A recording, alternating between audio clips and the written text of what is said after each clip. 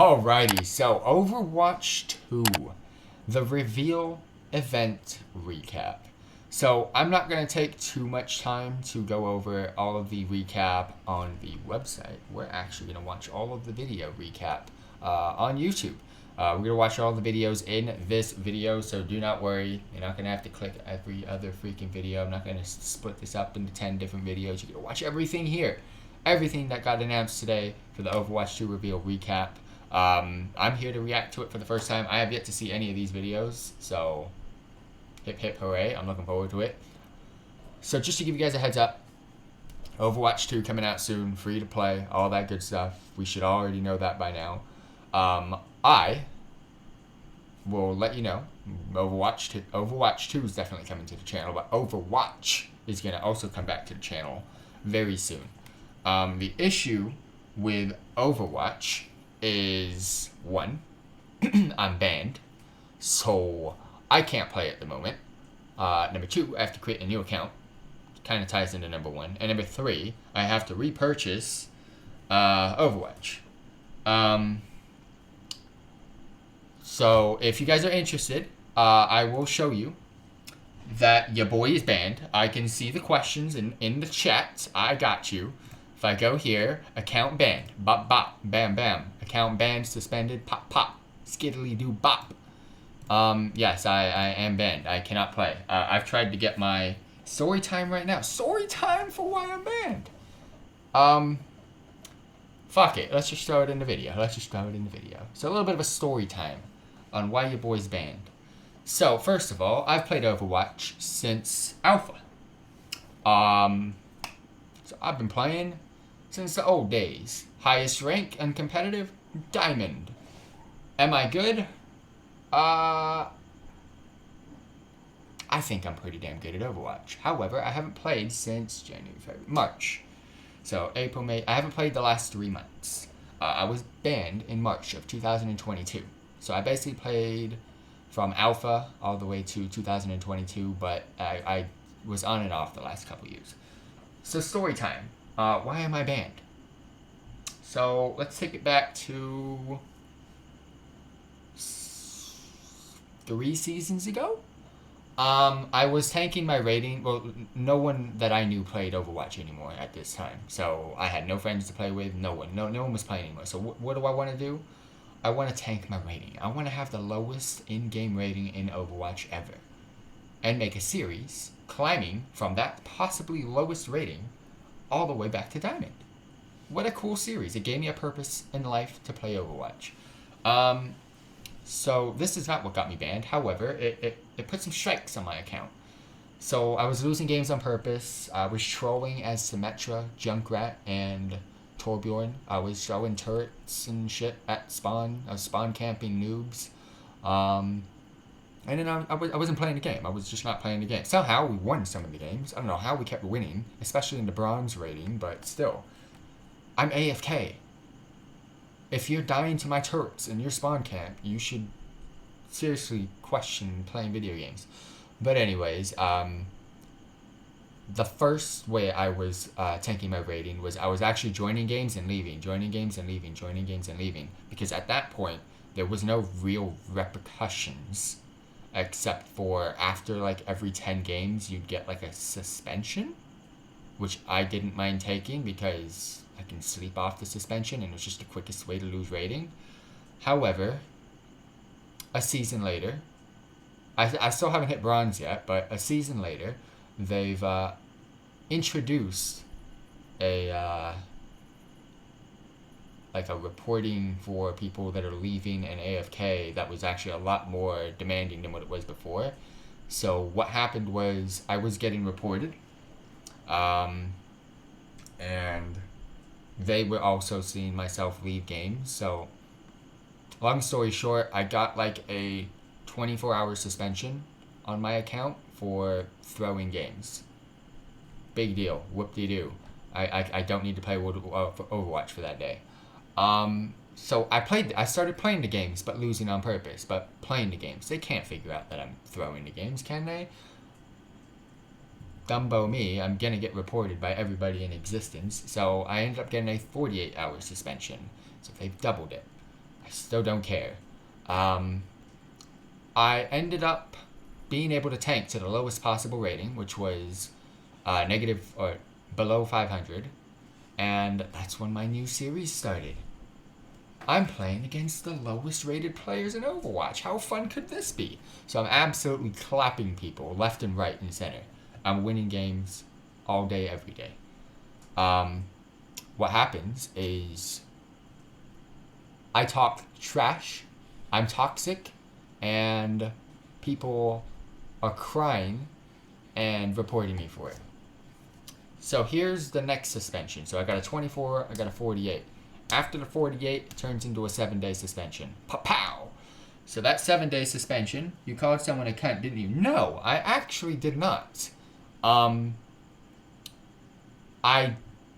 might have said some. I actually did not. I didn't say that. But I was calling my teammates and other people on the other teams whenever I was beating them. Your ass, you should go look at yourself in the mirror. Why are you playing video games? You suck so bad. Like, I wasn't saying, like, bad words. I was just saying, you suck. You should know that you suck. So that's what happened. So that's what gave me that gave me the week ban, because people were just reporting me left and right. So after the week, what comes next? A month. 30-day suspension. So how did I get this 30-day suspension? Well, guess what? I have the email still. And what does it say? It says I've been suspended for language. What's that language? The letter E, as in E. The letter Z, as in Z. Claps. I was reported and got a 30-day suspension for saying easy claps. I would say that because I got the week suspension, I thought, okay, what's something that I can start saying that shouldn't get me suspended? Easy claps. I got so many reports that they gave me a 30-day suspension for saying easy claps. And I told them, why am I suspended for saying easy claps? They said it was rude, you shouldn't have been saying it, blah, blah, blah. I was like, but it's easy claps. Why are these kids crying anyways? It's not my fault that I'm better than you at that game. Be better than me at a different game. Go play me in Fortnite, you'll probably clap me there, but this is Overwatch. I'm clapping, I'm taking advantage of it. So I ended up getting a 30-day suspension. So after the 30-day, this is when it gets spicy. This is the official ban. This is where the accounts banned is on the bottom left of my Battle.net app. The exact same reason why I got a 30-day ban is why my account's banned. I kept saying easy claps. So I sent in 5 tickets. I gave myself 5 opportunities to try to get the account unbanned. And I had to stop there because my whole Battle.net account would have gotten banned. So I did not want to lose my classic World of Warcraft. I did not want to lose World of Warcraft. And I did not want to lose my Hearthstone account. Those were 3 accounts that I put in work into. So I've stopped asking. I even said, give me one more opportunity. I won't say anything. I won't break the TOS ever again. If I do, you can ban and delete my whole account. I gave them the chance, but if you're really thinking about it, it's like, why should we give you the chance? But I'm like, just give me a chance. What I was gonna do was I was going to block chat, and I was just never gonna use it. I was just gonna play the game. What I wanted was my freaking skins from this Overwatch account, because I have every skin, emote, everything in this game is on this banned account here. So I've lost everything. But it's not the worst because I can just get it back by playing the game. I didn't really lose too much. It's not like World of Warcraft where I've actually lost everything. That will take the years that I played World of Warcraft to get all that shit back. Overwatch, I just gotta play the game and you eventually get it all back. It's not gonna take too long. So it's not the worst. What else was I gonna say? So I got banned from Overwatch for saying easy claps. That's why I've gotten banned. I'm sorry, it wasn't the best of explanations. I also have a video on this, on my Overwatch account. On my YouTube channel. It's like the main video there. If you guys want to watch that, it kind of goes into details on it as well. But yeah, I've been banned from Overwatch for saying easy claps too many times. Alright, I'm gonna watch Overwatch 2 game overview reveal event clip. First things first, let's go. Soft Dash Generation playing games now. I'm not gonna lie, it is freaking true. It is true. If I lose, I'm taking an L. I move on. I get better. Paul Hale. First, how are you two doing? I'm doing great. Excited. Yes, me too. So excited to be talking about it. Sadly, PvE content ain't coming out right away at launch. It's coming out next year. But that's what I'm mainly looking forward to in Overwatch 2. And I'm so excited to have you both here. Now, there was a ton of news which dropped over the weekend. Oh, over the weekend. She's right. I thought she was talking about this. This should have been the beginning of this reveal event. And the community has been buzzing. And I'm excited to be able to sit down with you two now to unpack all of this for... I won't stop it that much, but this guy's smiling too much and she's buzzing too much. They're really trying to sell the game, but that's their job.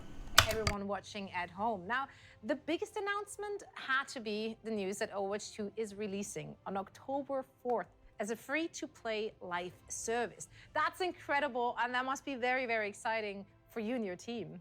Yeah, Overwatch 2, it's been a labor of love for our team. We're all dedicated to creating a game that our community will enjoy for years to come. We also want players to feel like there was always something new for them to play or experience in the game. These goals really led us down the path of developing Overwatch 2 as an always-on living game. One that continues to evolve and expand through seasonal content drops and keeps the game as fresh and fun to play long after it turns on. We're lucky to have such a passionate and creative set of players, and we know that they've been craving more ways to play the game they love so much. Passionate, creative set of players. I'm passionate. I'm creative. So why am I banned? It's not my fault I'm too good. Much. In recent years, we haven't done a good enough job at delivering that for our fans, and we feel their frustration. We took a hard look at our strategy for Overwatch 2 to make sure that we could deliver new heroes, new maps, modes, and more to the community on a frequent and consistent basis. As an Overwatch fan, of course, that's music to my ears. We know that's the community's top priority, and we feel like we have the right approach to be able to deliver that for them well into the future. How are you and the team planning to deliver on that promise? Well, the very first step is getting the game into everyone's hands, and that's going to happen on October 4th when we transition Overwatch 1 and invite every PC and console player to drop in and experience Overwatch 2's reimagined PvP experience. And that's just the beginning. Our plan is to deliver a steady drumbeat of new content every 9 weeks through free seasonal updates, ensuring that there's always something new to play, chase, unlock in Overwatch 2. Well, that all sounds amazing, and it's so much of it too. And now, I am sure everyone at home wants to hear more details. Of course, I'd be happy to share a look at the road ahead.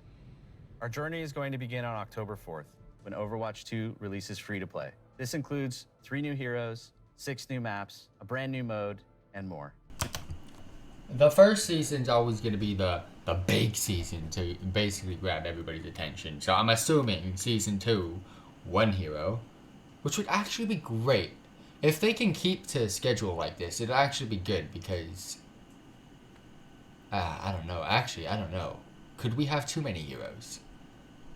That's looking too far into the future. I'm assuming every season, 1 new hero, 1 new map, a new game mode. Of course, freaking cosmetics, and... that's about it.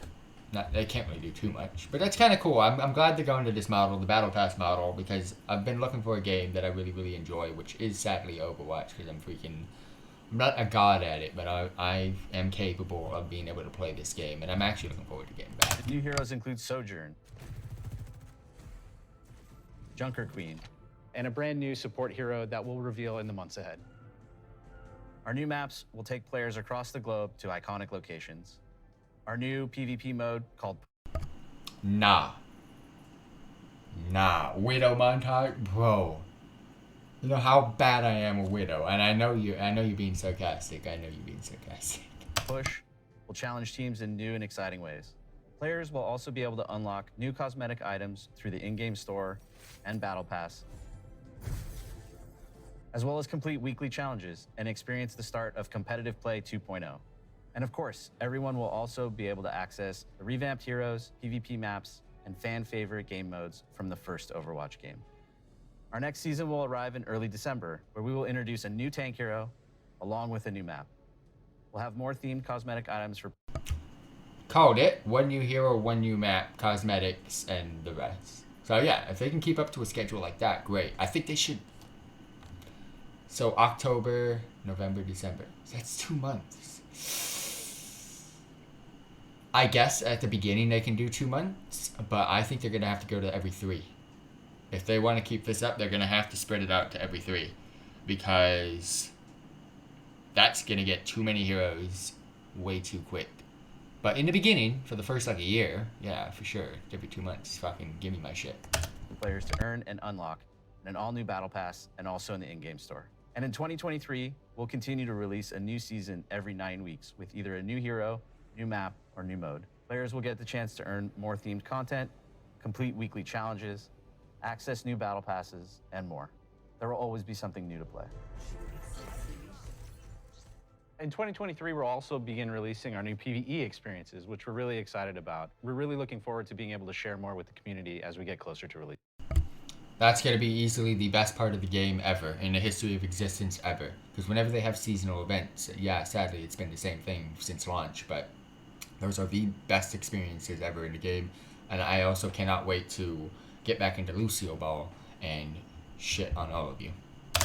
Them. I know we've seen more and more games shift towards that free-to-play model in recent years, and it really does seem like players have taken a liking to it, especially shooter fans. Did that have an impact on deciding to make Overwatch 2 go free-to-play? Honestly, not really. For us, free-to-play games offer a lot of advantages. From the very start, Overwatch was designed to be a social... You want to know what those advantages are, kids? Money. Why do you think Diablo Immortal is bullshit? Because if you don't have $100,000, you can't do anything. Also, Diablo 4. What model is it taking? Microtransactions. Let's go. In chat, we said at the same time, Jinx. Microtransactions. Woohoo! Guess what? Overwatch 2 free to play. What's the most grossing game right now? Fortnite. Why? Battle passes. Because you buy battle passes, you buy skins. Blizzard. Fuck you. social experience. We have... I actually prefer this model though, because like Fortnite, I don't spend shit and I do enjoy the game and it's free. So yes, if they can do the battle pass right, like Fortnite currently is, by giving people that don't buy the battle pass free shit, then it's actually a great model. However, I will be buying the shit because I think this game's going to be big on my channel again. Heroes of different roles, and they all rely on each other in order to accomplish their objectives in the game, so it requires a lot of teamwork. We also see that outside of our game, within our community, with fan art, cosplay, and the Overwatch League. We know our fans are having... And Pornhub clips. I've seen them. I watch them. I think I've actually watched every single one. Unless there's some new ones, I've probably watched all of them. Having the most fun when they're playing with their friends or meeting new ones, and the move to free-to-play makes it easy for everyone to just drop in, play the game, join the community, whether they own Overwatch 1 or not. And with Overwatch 2 crossplay enabled, people can play together no matter... No, actually, D4 is taking it to a whole new level. It's not going to be free to play, but it's also taking microtransactions, so it's going to double fuck everybody. No matter what platform they prefer to play on. It's always been a game that stood for inclusivity and community. When they see the roster of heroes, we want them to feel like there's someone there that they can feel connected to. Because the Overwatch universe is and always will be a place for everyone. And we feel like we have an incredible opportunity with Overwatch 2 to really embrace it. I can't wait for October when this incredible journey will begin for all of us. And now we get to see all the PvP stuff, which is basically a reskin and nothing else. One of the things that gets us up in the morning, 5v5, that's about happy it. to work on Overwatch. It's first and foremost a really special game. The way we portray a bright future, everyone on the team is really proud of it. We're bringing an all-new PvP experience. We're transforming from a 6v6 to a 5v5. Changed a lot of how we design heroes and actually how we balance them as well. We had to go back and look at all the heroes and all the tanks especially and make sure that everyone fits and works really well in this new paradigm. This newfound importance on each individual player to feel like they can really make an impact on the game. We're trying to obviously maintain the original character's identity and overall silhouette, colors, statements, but also kind of bring something a little bit new. We can make balance adjustments really quick, as fast as our design team sees that there's an issue. Jeff Goodman and the rest of the hero design team have been loving all the feedback coming in. They have tons of awesome ideas about how to change or adjust balance. So heroes like Orisa got a major rework. We're looking at how many barriers are in place. You think about Overwatch, you think of these really protective shields. But we're looking at it from the perspective of, what if she didn't have that? What would that even look like? We're just always looking for great opportunities to change for the better. I'm really excited about how we've refreshed all the maps. I think we've done a lot of great changes, especially for PvP. A lot of our old stuff just looks gorgeous now. We've done a lot with the art and with lighting and shadows and just made stuff pop a little bit more. We also added some options with like daytime, nighttime. I think all of the Overwatch 2 maps are custom recorded in the actual place. We've hired a field recordist to actually go capture ambience of the real world location. We realize it's a subtle detail, but those are the things that really make these maps come to life. We have done a pass playing all the old maps in 5v5 and adjusting things for that kind of setup, whether it's moving cover around just a little bit or tweaking a door. In the beta, we're listening to feedback, so we're going to improve each map based on what the players have been saying. We've been working on these for a little while now, and we're really excited about it. We were really happy with the positive feedback once people were able to play it, and I think it was an important milestone for us to get it in players' hands. Competitive play is a different thing to a lot of different people, and we really didn't think we were providing enough tools. I've noticed competitive play is different to a lot of different people. I'm good at it, and when people suck at it, they report me for being toxic because they're a bitch. And measures to actually help players out if they did want to improve. We're reworking our scoreboard to provide more information to players as they're playing through the match. But then once they finish the match, we're actually going to provide an after-action report. So you can look at the report while you're in queue. You can actually go into your history section and look. We want to work towards providing you with information that will help. I thought he was talking, I wasn't even paying attention. I thought he was talking about you can look at the reports while you're in queue, meaning who has reported you in previous games. If they allowed that to happen, whew, people in real life would be getting fucked. You improve your game. We've been getting feedback from a lot of different areas, from our community team, like streamers, influencers. We've also been getting a lot of feedback from Overwatch League players. We do want to actually provide a bit of feeling of progression. So one of the other changes we're making alongside that is not making your skill rating quite so granular. Right now, it's a very hard number. Instead of a numeric skill rating, we're adding these skill tiers within the larger ones. If you see someone at a really high skill tier, you know that that person is not just that good of an Overwatch player, but they've earned it.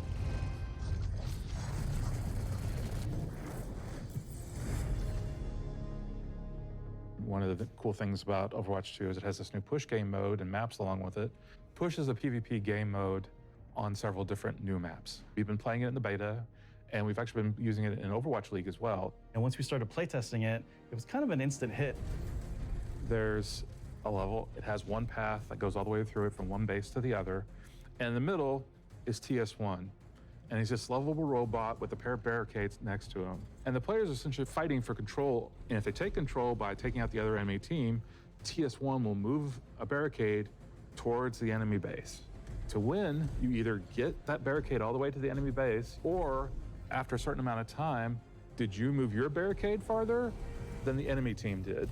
It's a very fair game mode. I think the maps are great. Provides for a lot of different locations where a lot of great fights can happen. We developed a lot.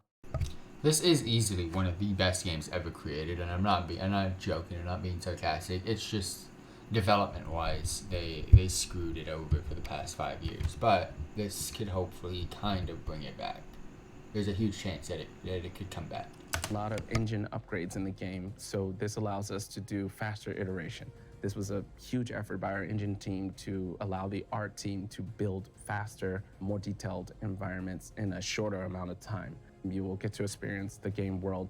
We wanted to feel much more immersive.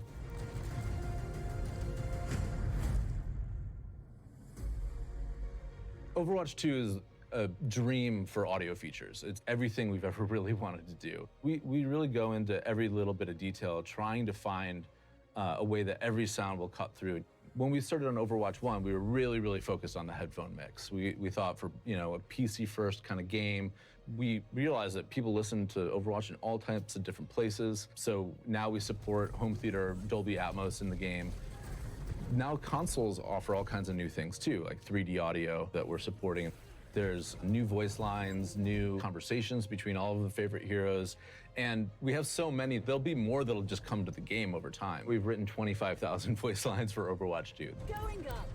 So tons of new features, and the reality is that Overwatch scales even beyond that, all the way up to giant sports arenas for our Overwatch finals. Everything you like about Overwatch, you're gonna get that in Overwatch 2, but even more. We're really listening to that feedback. A lot of it we felt like, man, we really think this is gonna be super fun, and we just need people to be able to play it. October 4th is really just the beginning.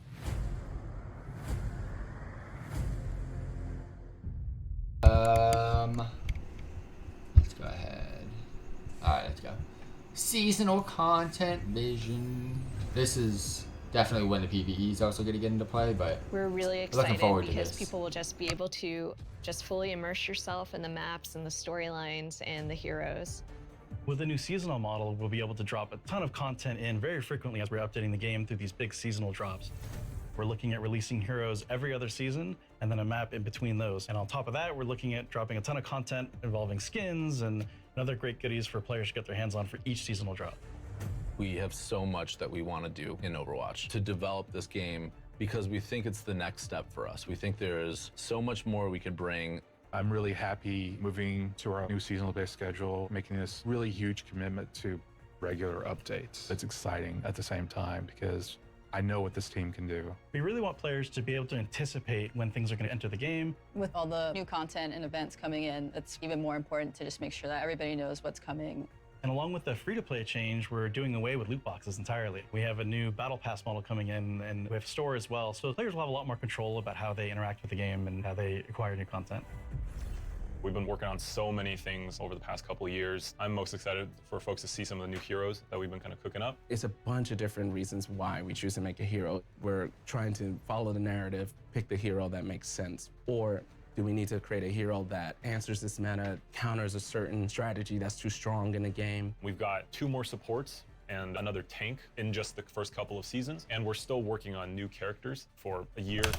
I'm looking forward to the freaking Fox hero so bad. A year and a half down the line as well. There's characters that folks have already seen glimpses of in the story, and there's also characters that you've never seen before, never heard about.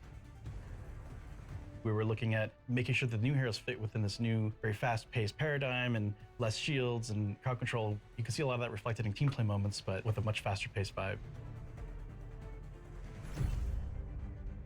We want to push the sci-fi, the futuristic feeling of maps. There's a touch of sci-fi everywhere you look. So this is something that was a little bit more subtle in Overwatch 1. We really want players to feel that the world takes place in not so distant future. Coming up next is Rio. Rio, new PvP map. Pretty sure everybody's gonna love that one as well. It's a great map. It's close to the team. Many people on the team are from Brazil, so it was kind of fun to inject the culture, the colors, the vibe into this map. There's a map that takes place in Portugal. This map is pretty close to the team because our lead environment artist, he's from Portugal. People from the location should really get a sense that we've done a ton of research and we were very inspired, and I think we captured it pretty beautifully in the game. It is a push map, one of the newest game modes, and we tried some pretty interesting layouts for this one, so we hope the players like it. We definitely want the game to feel like a globe-trotting adventure. There's new types of content from what you're used to in Overwatch 1. We have charms, we have banners. The current mythic skin that's in the works that I worked on actually is for Genji. He's got this kind of cyberpunk Japanese demonic theme. Mythic skins are meant to be this next tier of skins above legendary. We want players to be able to go in there and pick and choose certain pieces meant to be this extra awesome legendary skin that you can customize. We're concurrently Customized fucking skins, let's freaking go. Mythic skins sounds pretty nice. developing quite a few mythic skins. They're going to be released over the seasons. All this amazing stuff, all of the amazing skins. For weapon charms, really what we're looking for there is just for the players to be able to express themselves and dress their character up. One of our core tenets on Overwatch visually is to focus a lot on the first person view. We want you to be able to see it and enjoy it while you're playing the game. One thing that was really important to us was to make sure that players, if they earn anything in the game anywhere, that they're able to use it everywhere. So if you earn something on console... That is definitely a very subtle change, but it's kind of cool. Just stuff like that, just being able to add collectible items and things like that, that's actually a very good way to start in regards to the customization options that they're going to be bringing in with Overwatch 2. Or on PC or on Overwatch 1, you can always use it in anywhere in Overwatch 2 as well. And with each new season, there'll be a ton of new content and a new battle pass as well. These seasonal updates will allow us to be constantly infusing the game with new content, new heroes, new maps, so the game is going to feel fresh just all the time. There's always going to be something for you to do or to work towards. There's never going to be a point where you're like, gosh, I don't have anything to do. Being able to provide players with new heroes every so often, new maps. I had, for 5 years, an experience of what the fuck can I do, because I collected every freaking item in the game, and guess what? That account got banned. Fuck you. It is going to be a growing and evolving game. There's so much for us to explore as we move forward. Get ready, it's going to be really exciting, really fun. With both PvP and PvE, there's going to be really great content for you to immerse yourself in and continue to play over and over again with your friends. Now or never. We can't wait for October 4th. We're just excited to be back. You mentioned that PvE is coming in 2023. Now, can you tell us how the development is going and why the team is committed to bringing these type of experiences into Overwatch? We're all so invested in the world of Overwatch and the heroes that live in it. And through the years, we've developed cinematics, animated shorts, and graphic novels for our players who just want to get deeper into the lore. With PvE, we have an opportunity to go a step further, to go deeper into diverse storytelling in ways that we really just haven't been able to before. So we are planning to expand the Overwatch universe through these seasons that we just described, and we will start delivering this PvE gameplay in 2023. PvE will be delivered through the live service, and that means we'll be able to deliver and tell more Overwatch stories and create more opportunities to experience our heroes. Here's a sneak peek at what we're working on. So, because this is going to be my favorite part of the game, I am definitely looking forward to this. The team's goal for PvE in Overwatch 2 is to basically move the overall story of Overwatch forward. We've told a lot of short stories along the way. There are a lot of to be continues. It's time for us to answer those questions, close off some of those stories, ask new questions. So the new game will definitely move the overall canon of the lore of Overwatch forward. Get those doors open! For the PvP live service, for certain seasons, you're also going to get some PvE maps. You'll be fighting Null Sector in at least some of the maps. They've come back and they're mad, so it's Overwatch's job to take them out. There's going to be content for you to immerse yourself in and continue to play over and over again. A lot of the older guys from the original Overwatch team, they're coming back, but they need help with some of the younger generation like Brigitte and Lucio. So we're going to tell the story of how Overwatch basically gets back together. Another thing we want to do with the story is to showcase more of where the characters are from. For example, Torbjorn is from Gothenburg. Players will get a chance to see what Torbjorn's factory looks like. You can play PvE with your friends and immerse yourself in the world and stay inside of it a little bit longer. Don't know just yet, but we'll find out.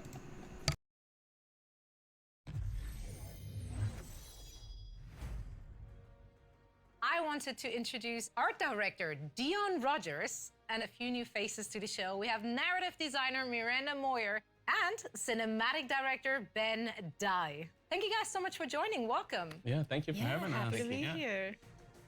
I'm really excited to share this. It takes an army to create a game. I mean, the effort is clearly paying off. That short was just so much fun to watch. Now, it's been such an exciting week for everyone watching, but I'm sure for you three as well. Players have learned that the next beta is coming on June 28th. Can you tell me a little bit more about what we can expect to see in this beta? The biggest thing is open to console players this time. We're gonna add a new map, Rio. Junker Queen will be playable finally. So this should be pretty fun. I mean, I personally can't wait to get my hands on Junker Queen, and you're representing her right there with the cool shirt as well. What a great segue. So let's talk more about the newest Overwatch hero. I think it's super exciting. I know everybody has been really anticipating this character for a long time. She's been super prominent in our lore ever since the Junkertown map came out, and I think people have really been looking forward to finally getting to experience everything that she has to offer. What makes Junker Queen so unique, and why do you think the Overwatch players will love her? So Junker Queen is interesting. Usually when we start a character, we do a bunch of drawings and we have a little story.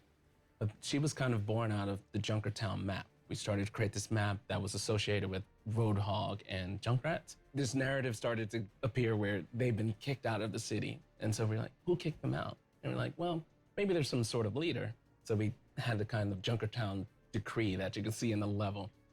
And then over time, it kind of developed that it was a queen. During the short, we're actually developing her personality. She's full of attitude. You know, that's what we love about her is she's really, really strong. So she's very recognizable. And obviously the lore behind her is very interesting. So some of that potentially can bounce off what the game design will be. She's also very thick, with a couple C's at the end. It's great to hear that it's just such a collaboration with the Overwatch team. Yeah, this is the fun part about working together. The Overwatch universe, it's filled with memorable heroes. And as you said yourself, Ben, it does take a village of dedicated developers to really bring each one of those to life, but in a meaningful way. So let's take a deeper look at the making of Junker Queen.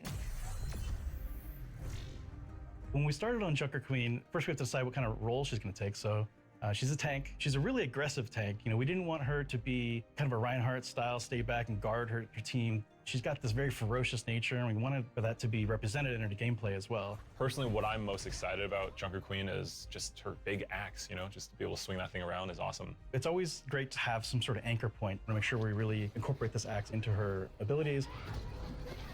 Her secondary we call Jagged Blade. If you do your quick melee attack, she will kind of swing with the blade instead of normal punch.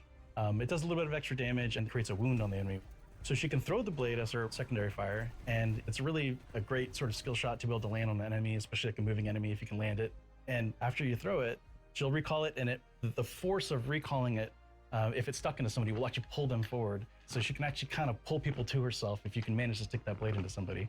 For Junker Queen's ultimate, we have an ability called Rampage. She creates this kind of whirlwind of magnetized metal, including her weapons, and it whirls around her, and then she dashes forward, and you try to go through as many enemies as possible and tag them all up.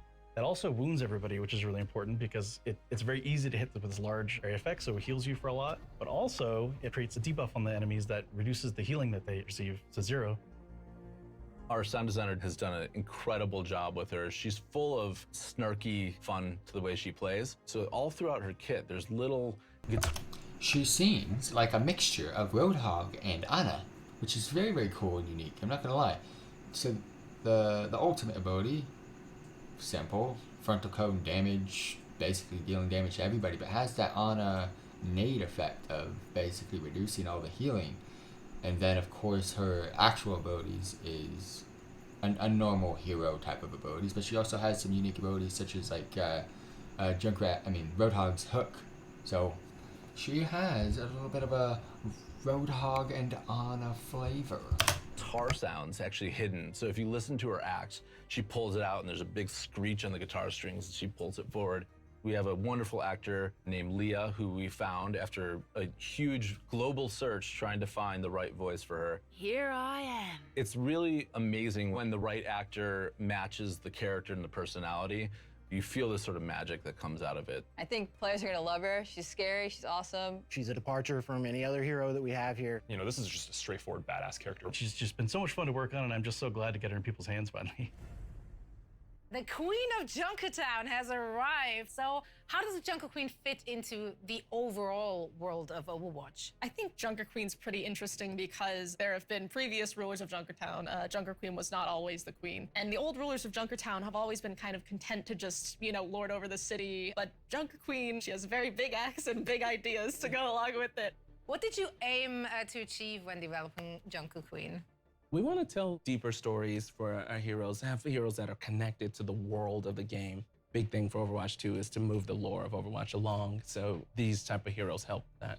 What are her abilities, and how do those abilities actually make her successful in the role she's in? What's pretty awesome about this hero, she was developed when 5v5 from the start. She was never a part of the 6v6 world of Overwatch. Knowing she's the only tank on the team, what abilities that will help bolster the team. She has this commanding shout. It boosts the speed and armor of the heroes around her. So especially you need to push through a choke. She does the shout, all the players hear it, they move forward. She has a bunch of weapons, I think she named one of her weapons, right? Yeah, her knife that she throws and pulls back is named Gracie. Yes, right. A lot of her abilities kind of drain on the heroes and gives her health back. Her ultimate, basically, it shoots you forward and you do this whirlwind with her axe that it does like a big anti-nade on everybody around you. So she's very aggressive and people are gonna have a ton of fun playing it. Definitely. Alright, so we didn't get to watch this one. This is what we should have watched before the last part, but it doesn't matter. We good. We get the Junker Queen origin story, so let's go ahead and give this one a watch.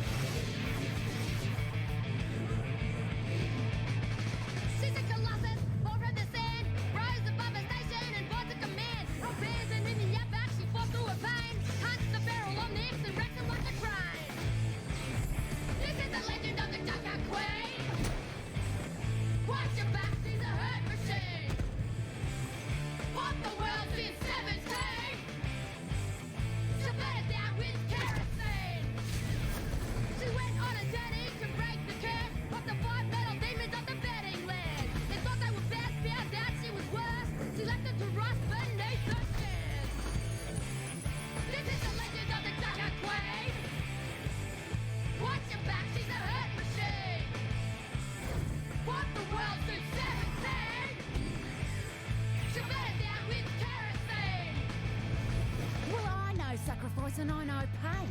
Omnix Mutants Raiders, many I'd slay. Junkertown is my domain, and when I'm done, none of this will remain. There will be a reckoning! So as a hero, she seems great. I love the artwork when they do those types of origin stories. What I do hate is they brought the fucking Hearthstone shit into this. They stopped doing it in Hearthstone, by the way. The stupid jingles and the singing. And I was happy. But now they brought it to Overwatch. No. I hate it. Last but not least, we got the Overwatch animated short, The Wastelander. So, it's kind of like a little mini cartoon, so sit back, relax, and enjoy. Got 7 minutes and 38 seconds on this one, but I'm assuming some of it's going to be the intro and the outro, so by about 7 minutes. I'm not going to interrupt this one because I'm pretty sure you guys want to watch it as well without me interrupting. So I just want to say thank you all very much for tuning in, and I hope you enjoyed it. I'll catch you all next time, and peace. Let's enjoy.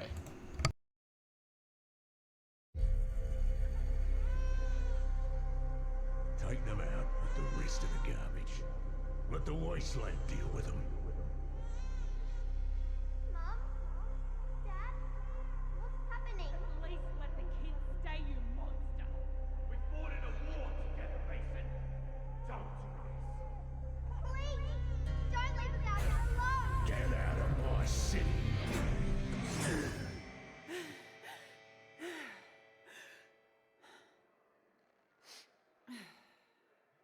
What? I'm not allowed to have a bad dream?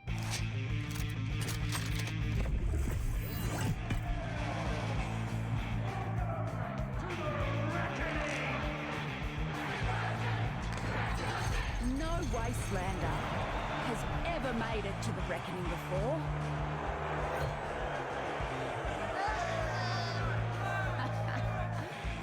But here I am. A free-for-all with zero rules.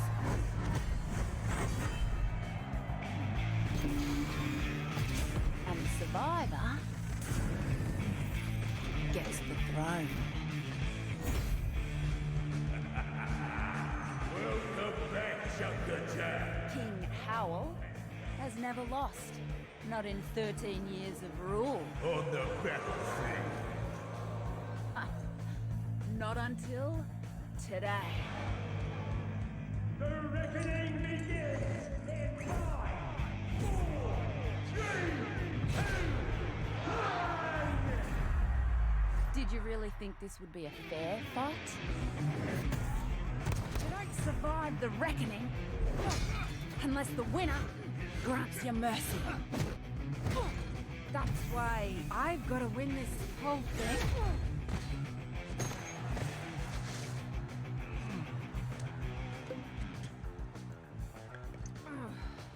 All right, let's get this started.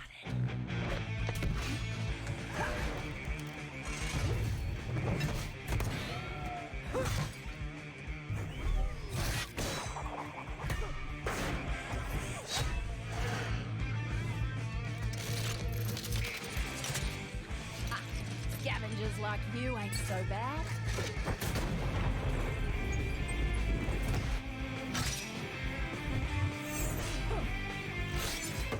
You know how to fight dirty.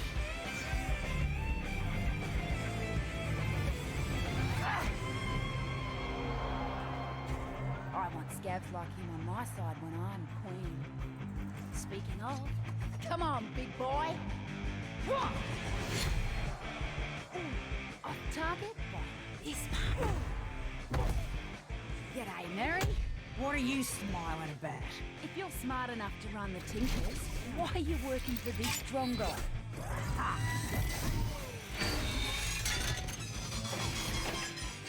Like you'd be any better.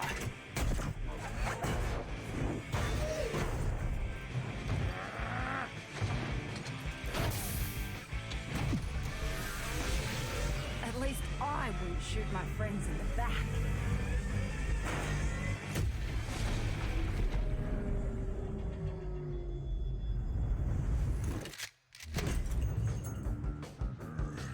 Wastelander scum! Why won't you just die? Because we're stronger than you. You haven't had a real fight. In 13 years, we had them every bloody day. I am the king.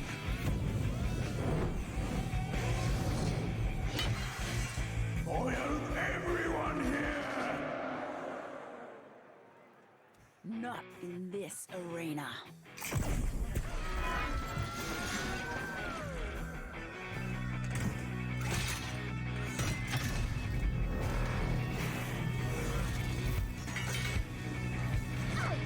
What the?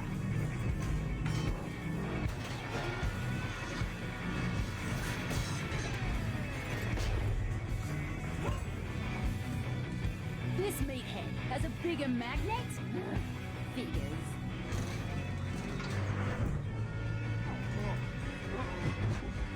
Geiger!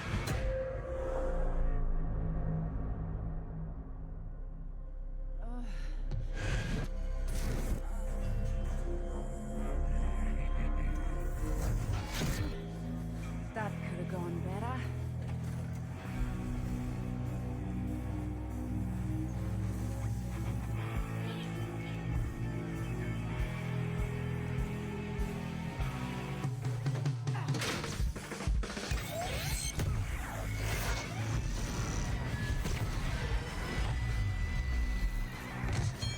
You idiot. I'll kill you for that. No. Not today.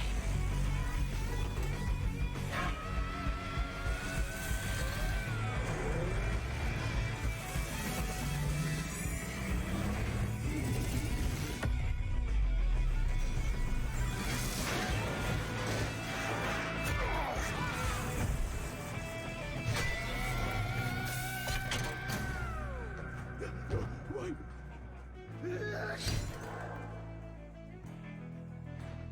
Mercy. I'll give you the same mercy you showed my family 13 years ago. Get out of my city.